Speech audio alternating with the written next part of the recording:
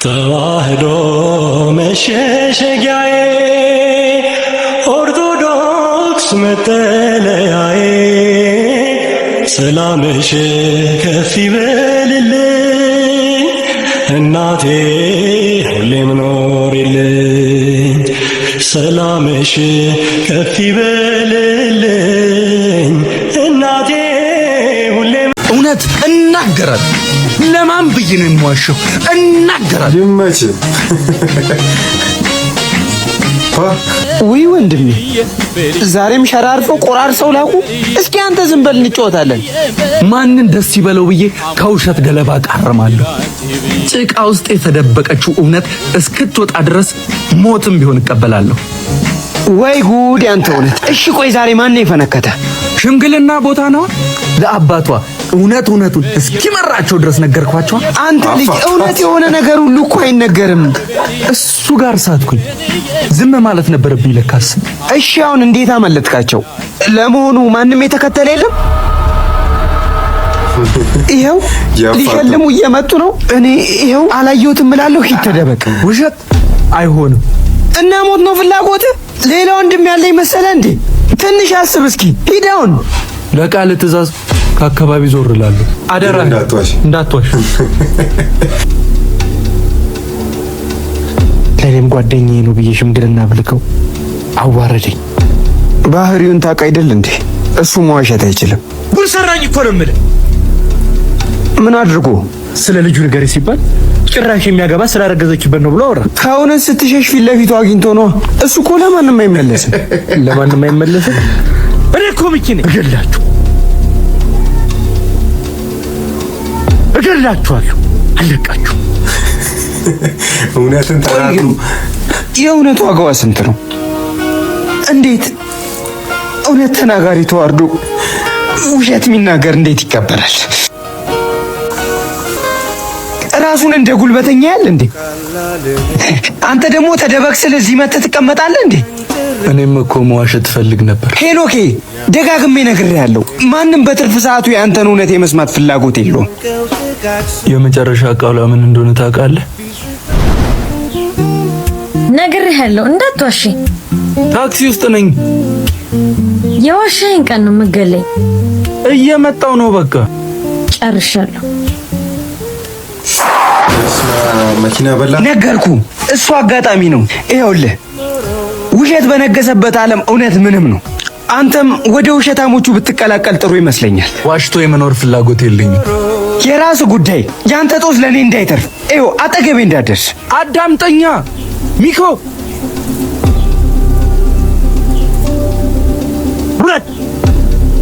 እዛው ጠብቀኝ። ቆይ እኔው ራሴ ወርዳለሁ።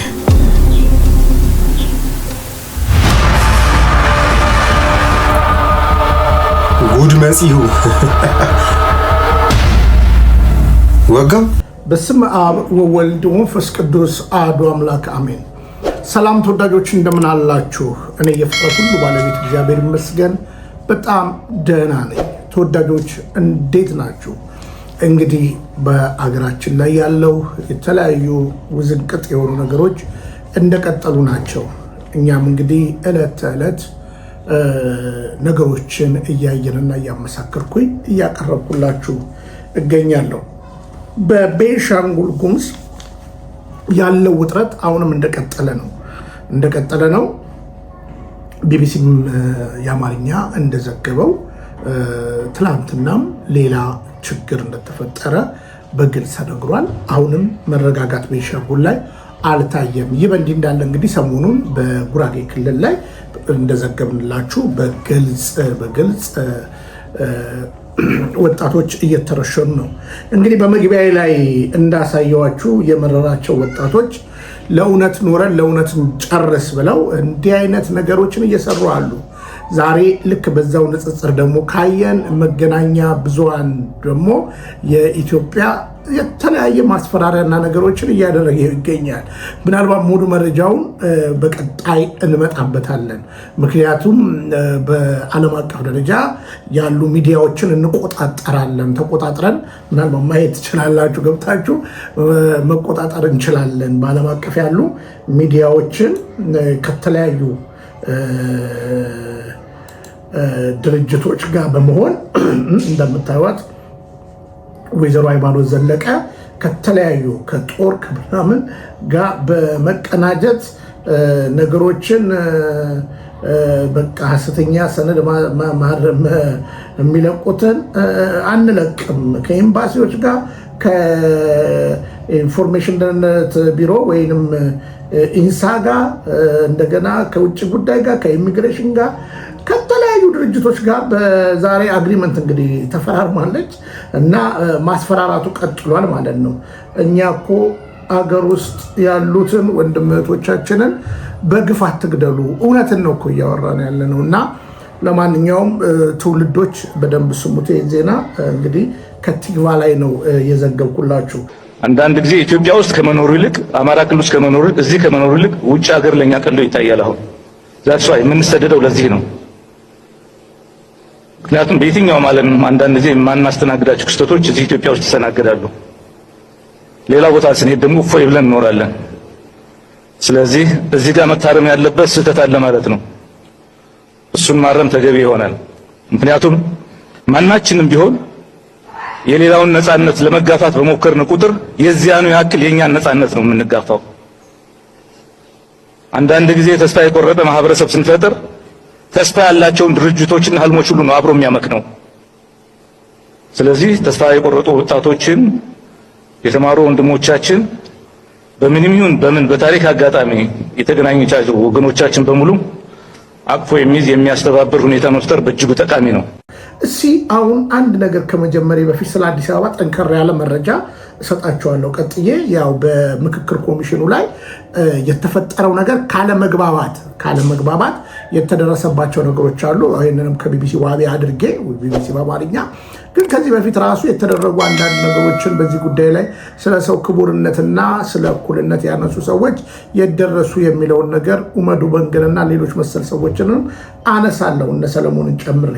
ግን በመጀመሪያ እስኪ ብፁዕ አቡነ የምንወዳቸው አባታችን እንስማቸው። በ24 ዓመቱ ነው እንግዲህ በአርበኝነት ሀገሩን ያገለገለ እንደምታውቁት። ደም አባቱ በኃይለ ሥላሴ ባለስልጣናት ተገድሎበት ያን ደም መልሶ እንደገና ሸሽቶ በበረሃ ባለበት አገር ተወረረች ሲባል ስሟን እንኳን አስተካክሎ መጥራት የሚችል ሰው አልነበረም። በላይ ዘለቀ ፊደል አልቆጠረም። እንደምታውቁት ኢትዮጵያ ነው የሚለው ኢትዮጵያ ለማለት እንኳን ተወረረች ሲባል ወጣ። 5 ዓመት የሚያደራጅ ሳይኖር የሚያዋጋ ሳይኖር ራሱን አደራጅቶ ራሱ ወታደር ፈጥሮ 5 ዓመት ሙሉ ተዋጋ፣ አገለገለ። በኋላ ግን ምን እንደሆነ ታውቃላችሁ። ያውም እኮ እንደው እኔ እንግዲህ ይበቃኛል ጃንሆይ፣ እኔ ያስኩት ወታደርም ይሄውልዎት አገሩም ይሄው ይረከቡኝ ነው ያላቸው ጃንሆይ ከውጭ እንደገቡ። ባለስልጣኖቹ አያሰሩኝም፣ ያጣሉኛል፣ ከእንግዲህ በኋላ ይበቃኛል፣ ገበሬ ነኝ፣ የገበሬ ልጅ ነኝ፣ አርሸበላለሁ አለ። ግድ የለህም ስራ አሉት። ደጃዝማች በለው ሾሙት። እንዳለው ያሰራው አላገኘም። በኋላ ሲሞት ያው ተሰቅሎ ነው የሞተው። እንግዲህ ያ ባለውለታ ያ ያገር ባለውለታ ተሰቅሎ ነው የሞተው። ኢትዮጵያል እንዳው አገልግየሽ ከሆነ ወንድ ልጅ አይውጣብሽ፣ አገልግየሽ ከሆነ ወንድ ልጅ አይውጣብሽ፣ ካላገለገልኩሽ ደግሞ እግዚአብሔር በገነት ነፍሴን አይቀበላት ብሎ እንደሞተ ታሪክ እናውቃለን። እና የሚያዝን ወጣትም መኖር የለበትም። ብፁዕ አቡነ ኤርምያስ ቡራኪው የደረሰን እውነት ነው። እንግዲህ ዛሬ የኚህ ታላቅ ጀግና ንግግር እየደረሰብን አይመስላችሁም? በየቀኑ ግድያ፣ በየቀኑ መርዶ፣ በየቀኑ ሐዘን፣ በየቀኑ ስብራት ይሄ ነው። እርግጥ እንደ ኃይለ ሥላሴ አብይ አይደለምና አላሰራ አሉኛውን አብይ የሚናገረው ነገር አለ። እኛ ገምጋሚ አንፈልግም፣ የሚገመግሙንማ አሉ እነ ቢኒያም ፌስቡክ ላይ ምናምን ይላል ማለት ነው፣ አሉ ቲክታክ ላይ አሉ፣ ዩቲዩብ ላይ። እኛ የምንፈልገው ሰራተኛ ነው ምናምን ብሎ ያወራል። ከተከፈለህ ትሰራለህ። በነገራችን ላይ የምትሰራው ወዳ አይደለም፣ ለራስ ጥቅም ነው። ለእኛ ሰላም ነው የምንፈልገው የምንለው ለዛ ነው። እና የአባታችን ንግግርን በደንብ ቆም ብላችሁ ካሰባችሁ አገር የሚለውን አብይ እየጨፈጨፈ ነው። እሱ አጭር ላይ ነው ያለው። አዲስ አበባ የሆነ ጎጥ ውስጥ ስላሉ ስለ ትልቁቷ ኢትዮጵያ አይገባቸውም፣ መቼም አይገባቸውም። እና የአብይን ንግግር ልምጣና ወደ አዲስ አበባ መለሳለሁ። ትውልድ ግን መንቃት አለብህ። ስለ ሀገር ያወሩ፣ ስለ ሰው ልጅ ክቡርነት ያወሩ አንዳንድ ታላላቅ ሰዎች በሚዲያ ላይ የምናያቸው እንደ ታየ ቦጋለ ሳይሸበለሉ ማለት ነው፣ ሳይሸበለሉ እነ ዶክተር ወዳጀነ፣ እነ ፓስተር ቸሬ፣ እነ ኡመዱ በንግ እንኳን እርሻ ምናምን ሰጥተውት አፈዝጋ ብለውት ነው። በላይ እነዚህ ሰዎች ስለ ሀገር ሲያወሩ ኢትዮጵያ ውስጥ ማስጠንቀቂያ ሁሉ ደርሷቸዋል። በደንብ ከመንግስት ማስጠንቀቂያ ደርሷቸዋል። እርግጠኛውን የምነግራችሁ ማለት ነው። መንግስት ስለ እሱ ክፉ ስታወራ ካየ እኔም አንዱ የደረሰብኝ ሰልፍ ተደውሎ ነው የሚነገረ። አደብ ግዛ ተብሎ ማለት ነው። አደብ ግዛ። አደብ አለገዛ ካልክ ደግሞ ለምልክት እንዲሆን ዛሬ ትራንስሚሽን ፈታላለሁ ይላል።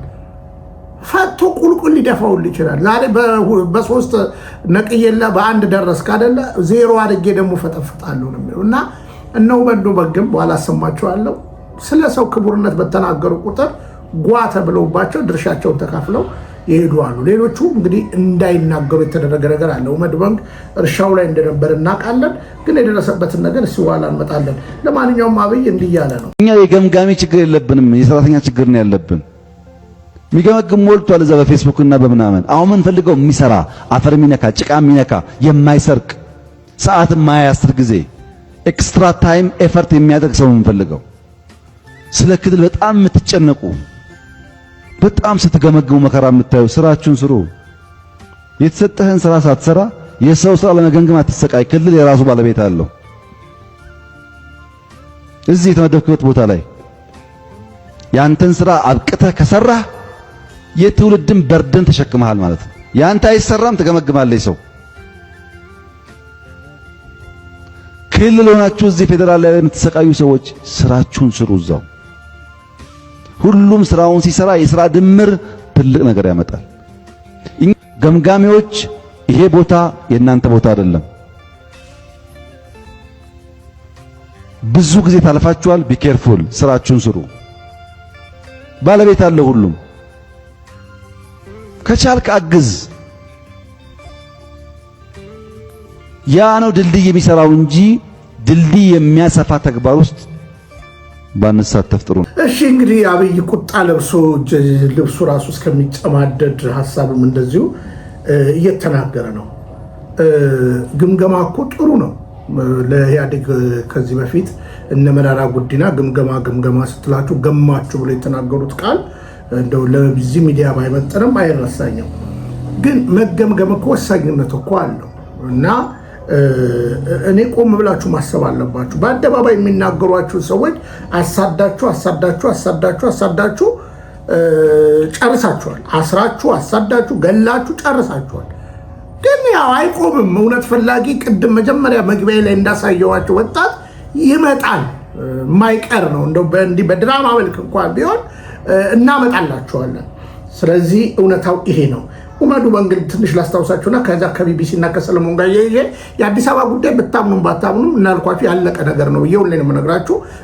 ከዘነጋችሁት አንድ በጣም የማጠብቁትን ነገር አሳያችኋለሁ። አዲስ አበባ ፊንፊኔ የተባለችበትን ነገር አሳያችኋለሁ። እኛ ብቻ እንደዚህ የሆንን ከሁሉም በፊት ማንነታችን ሰው ነው። ሰው ካወቅነን በኋላ የሰው ማንነት ብዙ ነው እና ይሄም አሁን ለምሳሌ እንደዚህ ስንከራከር የሰው ማንነት ማለት መጀመሪያ ሰው ነው። እኔም ሰው ነኝ ካወቅኩት በኋላ ሰው በመሆኔ ብዙ አሉ እና ያንዳንድ ጊዜ እንደዚህ ሲሆን ኦልሞስት ፎር ኤግዛምፕል እኛ ካናዳ ስንኖር አሜሪካ ስንኖር ኢትዮጵያዊ ስንል ሁሉም ነው። አማራ፣ ኦሮሞ፣ ትግሬ፣ አኝዋክ ምንም አይልም። ይሄ አንድ ማንነታችን ነው። ኢስት አፍሪካን ስንል ከሁሉም ከኬንያ ተሰብስበ ነው። አፍሪካን ስንል ሁላችን ከጋና ከናይጄሪያ የመጡ ናቸው። ጥቁር ሰዎችን ከጭምሩ አሜሪካ ውስጥ ከዚህ በፊት የተወሰዱ ሰዎች ናቸው። that put all of us በዛ ሳትን ማለት ነው እና ማንነቱ መግለጫው መጀመሪያው ሰው ነው። ሰው ካወቅንን በኋላ ብሔር ይሁን ቋንቋ ይሁን የተማሪ ይሁን ምን አይነት ቡድን ሆነ ያ ማንነታችን ሊሆን ይችላል። እና ያንዱ ትልቁ ችግሩ አሁን እንደዚህ አይነት ቢሆን የሰው ማንነት አሁን ለምሳሌ እኔም አኝዋክ ነን ቢወሰድ በቃ የአኝዋክ ቡድን የመጣት ወደ ሌሎቹ የኔ ማንነት የሚገለጹ ከአኝዋኮች ሌሎች አሉ። እና ለዚህ ነው የሰው ማንነት ሰው ነው ያልኩበት። ለዚህ ነው ሰው ስሞት የሰው እንስሳና የሰው ዲኤንኤ እና የእንስሳ ዲኤንኤ የሚለየው በዲኤንኤ ነው፣ በሰው ነው ብቻ። አሁን ለምሳሌ ቻይኒዝ አሁን ከዚህ በፊት ኢትዮጵያ እዚህ ኤሮፕላን ሲወደቅ ብዙ ሰዎች ሞተዋል። የሞቱ ግን በብሔራቸው አይደለም አይደንቲፋይ የተደረገው እና በዲኤንኤ ነው። እና እኛ ማለት ዲኤንኤ በመሆናቸው የዲኤንኤ ሰው በመሆናቸው የኛ መለያ ይሄ ነው። ግን ለፖለቲካል ኢንትረስት ለሌሎቹ ሰዎች ይሄ ኮምፒውተር አደረጉት እንደ ዲቤት ነገር ሆኗል። ትልቁ ነገር ነውና ለኔም ማንነታችን ምንድነው ስንል ማንነታችን ከሁሉም በፊት ሰዎች ነን። ሰው ካወቅነን በኋላ የሰው ማንነት ግን መግለጫ ብዙ ናቸውና ወደዛ ብናስብ ለዚህ እንኳን ብናስብ ቁራስ አሁን ያለን ችግሩን አይሆንም ነበር ማለት ነውና እኛ ብቻ አይደለም የትም ዓለም ብትሄድ እንደዚህ ያለው ለምንድን ነው እኛ ብቻ እንደዚህ ሆነን? አሁን ለምሳሌ አንዳንድ ጊዜ ሆን ብለው ነው እንግዲህ እንደዚህ አይነት መድረኮች እነ ሰለሞን ሹምዬ ሲያዘጋጁ የተለያዩ እንደተከረበቱት እንደነ አስቴር በዳኔ እንደነ ጀጅ ሽዛም ይገቡና እዛ ይቀባጥሩ ነበር እና ዞሮ ግን ለሰው ልጅ ክቡርነት ለኢትዮጵያዊነት ቅድሚያ ለሰው ልጅ ክቡርነት ቅድሚያ ይሰጥ ብለው በጣም ብዙ የወተወቱ ሰዎች አሉ። እነ ኡመዱ በንገ እነ መጋቢ አዲስ እሸቱ እነ ዶክተር ወዳጀነ እነ ፓስተር ቸሬ መሰሎቻችን። እኔም እንግዲህ አንድ ሁለቴ ብሔራዊ ቲያትር የታደምኩባቸው ጉባኤዎች ነበሩ የተጋበዝኩበት። ሰውነት ወሳኝነት አለው። እንግዲህ እንደዚህ አይነት ንግግር ኢትዮጵያዊነት ማንነት ስትናገሩ እና አዳነች ደውለው ጸጥ በለ ከዛ በኋላ ስለ ኦርቶዶክስማ ስትናገሩ በደንብ ቢሮ ነው የምትጠሩት። እና እውነቴን ነው የምነግራችሁ። እንግዲህ ቀድም አባታችን ስለ በላይ ዘለቀ ሲናገሩ ሰምታችኋል አይደለ? በቃ እውነትን ነው የምናገረው። እውነት ተናግረን ካልሆነ በቃ ፍርዱ በእኛ ላይ ነው። እና ጠርታ አዳነች ነው አንተ እንደ ሁለተኛ ስለ ኦርቶዶክስ እንዳታወራ ጸጥ በል። እንደዚህ ነው። ለማንኛውም ስለ አዲስ አበባ ልምጣላችሁ።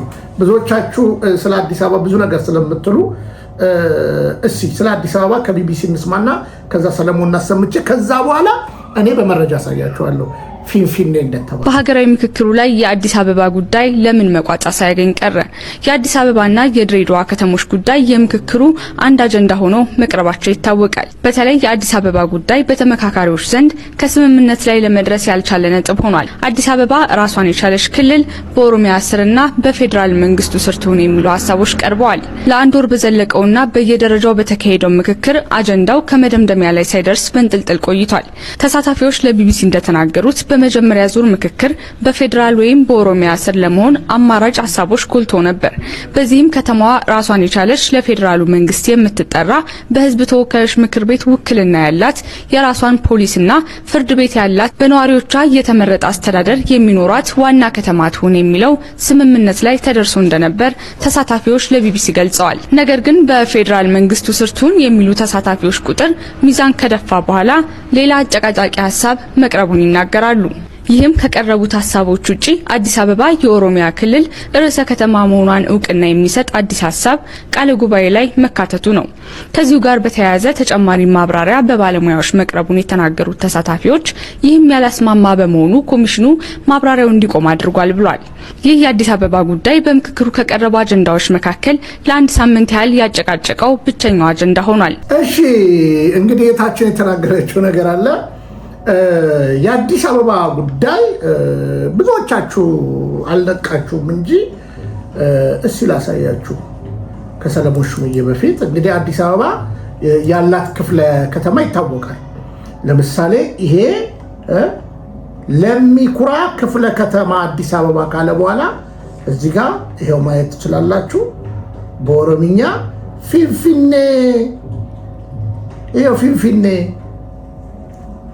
እና እነሱ ጨርሰውታል። ገብቷቸዋል።